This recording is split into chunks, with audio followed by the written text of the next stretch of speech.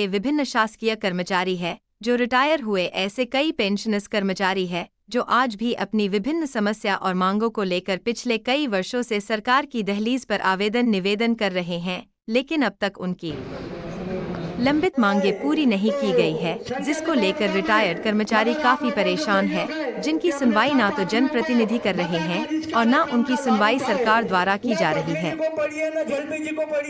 हम आपके सहयोग के लिए, आपके परिवार के सुख के लिए प्रयत्न कर रहे हैं।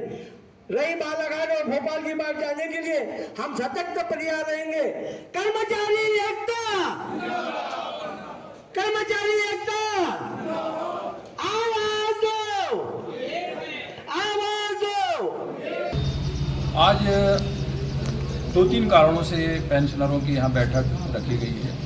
पहला तो मुख्य कारण दीपावली मिलन, दूसरा स्थापना दिवस शाखा बालाघाट का, तीसरा अभी जो नई स्कीम पेंशनरों के लिए सिर्फ मध्य प्रदेश विद्युत मंडल में लॉन्च हुई है, कैशलेस बीमा, ये हिंदुस्तान में कुछ कम जगहों में है। ये यूनियन के संघर्ष के कारण कैशलेस बीमा हुई है, जिसमें 60 साल, 70 साल, 80 साल, 90 साल और 100 साल के भी पेंशनर हैं, उनकी बीमा के फार्म करवाए जा रहे हैं। उसमें एक अच्छी बात यह है कि अगर पेंशनर्स है और उसके माँ बाप जिंदा हैं, उनको इंक्लूड कर दिया गया है। अगर उसकी बच्ची अगर 25 साल से कम उम्र है, उनकी से स्वास्थ्य की रक्षा की जाएगी। और अगर किसी पेंशनर्स के साथ में अगर कुछ बच्चियाँ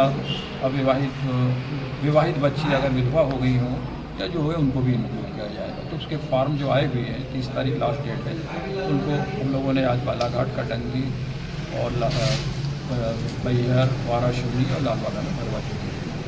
और मुख्य बात यह है कि वर्तमान में जो कई सालों से जो चल रही है मीटिंगों में कि पेंशनरों को पेंशन की गारंटी दी जाए।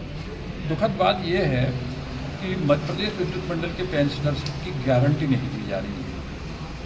और आज एक बात बहुत उभर के आई जो मुझे नहीं बोलना चाहिए, पर मैं बोलने में पीछे भी नहीं रहूँगा। कुछ वक्ताओं ने इस ओर ध्यान लाया कि बालाघाट के 2 विधायक पोस्ट बेल्ट के कारण जीते हैं, कर्मचारियों के वोटों से।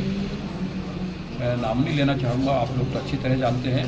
और हमारे इंजीनियर लोगों ने अपने भाषण में भी इस बात का उल्लेख किया कि यार जब 2 विधायक जीत सकते हैं बैलेट पेपर से, तो उनको तो चाहिए कि कर्मचारियों का एहसान मानना चाहिए और ज़्यादा से ज़्यादा उनके मांगों को विधानसभा में उठाना चाहिए। यह बात आज पहली बार हम अपने पेंशनर एसोसिएशन के माध्यम से आवाज़ पहुंचा रहे हैं उनके तक कि श्रीमान जी, अगर आप मैहर से जीते हैं या वाराणसी जीते हैं, तो आप देखिए कि क्यों